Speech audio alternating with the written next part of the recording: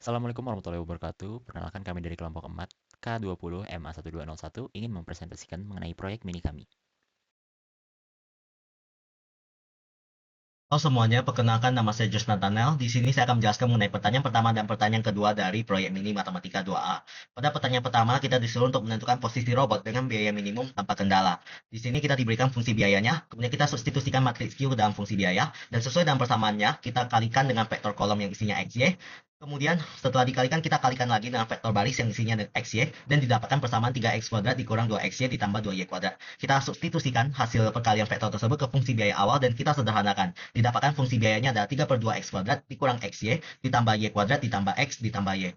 Untuk mencari titik kritisnya, kita cari vektor gradien dengan menurunkan fungsi tersebut secara parsial. Turunan parsial terhadap x itu disamakan dengan 0 dan kita menghasilkan persamaan pertama 3x dikurang y sama dengan negatif 1.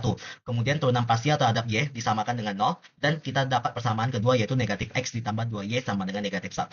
Karena matriks Q ini bersifat simetri dan definit positif, fungsinya itu berbentuk kuadratik sehingga titik kritis ini pasti merupakan titik minimum global.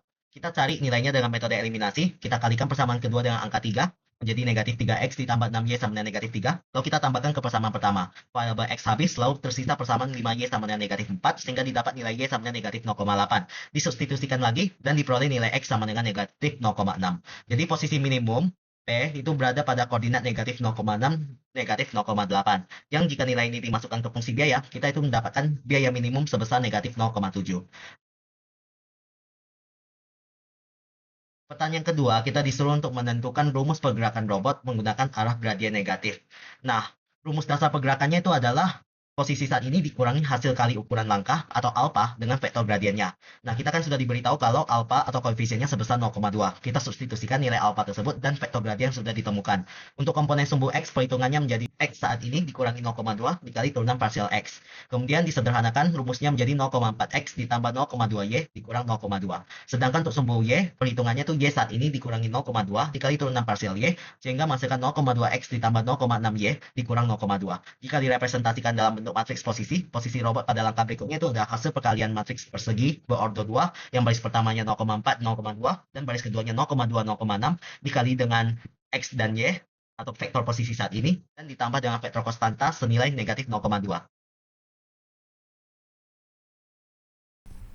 Perkenalkan, nama saya Nara Rio Kolbucata dengan NIM 132254047.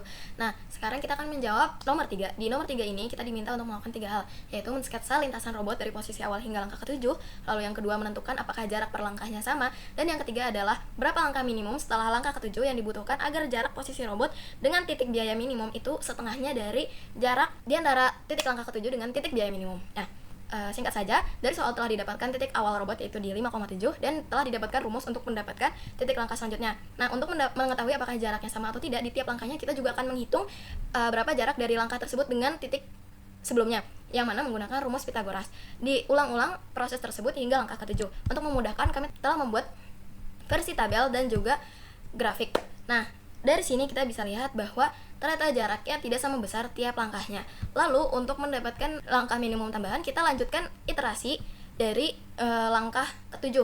Nah, jarak di antara langkah ke-7 dengan titik biaya minimum itu dari rumus Pythagoras lagi adalah 0,9957, yang mana berarti setengahnya adalah 0,4975.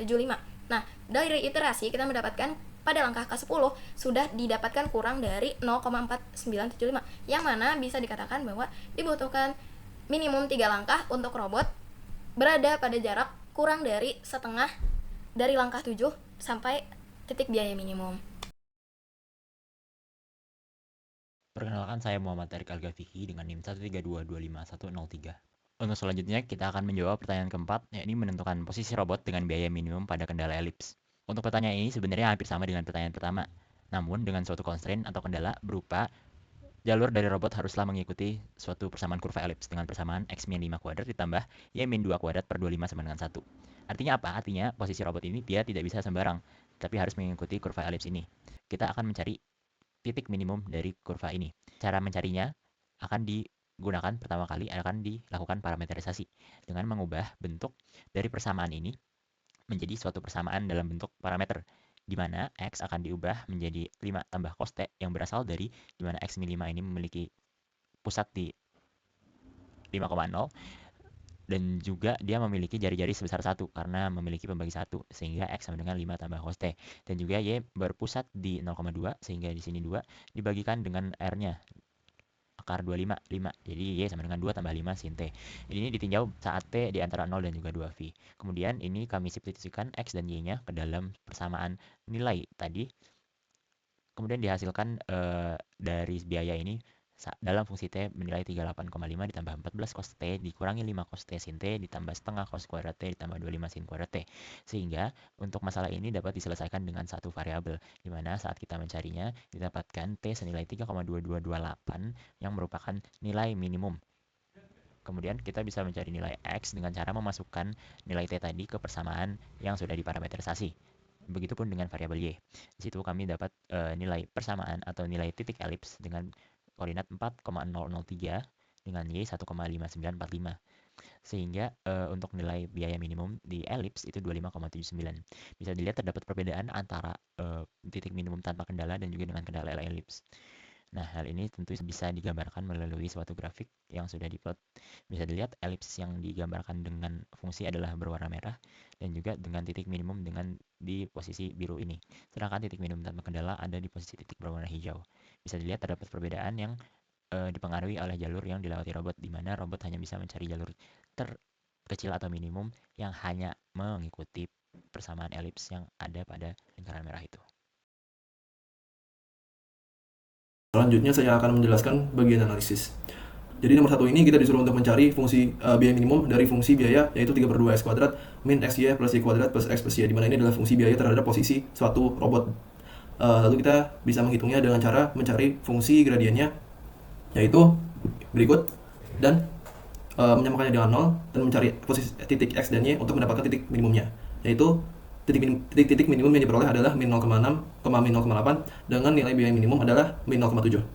Lalu untuk nomor 2 kita disuruh untuk mencari fungsi langkah, dimana dengan langkah yang dapat dimana lebar langkahnya adalah 0,2. Lalu kita bisa merumuskan bahwa posisi setelah langkah dilakukan sama dengan posisi pada awal langkah dikurangi 0,2 kali fungsi gradien dengan titiknya adalah titik awal langkah. Lalu untuk nomor 3 kita disuruh untuk mensimulasikan dari posisi awal 5,7.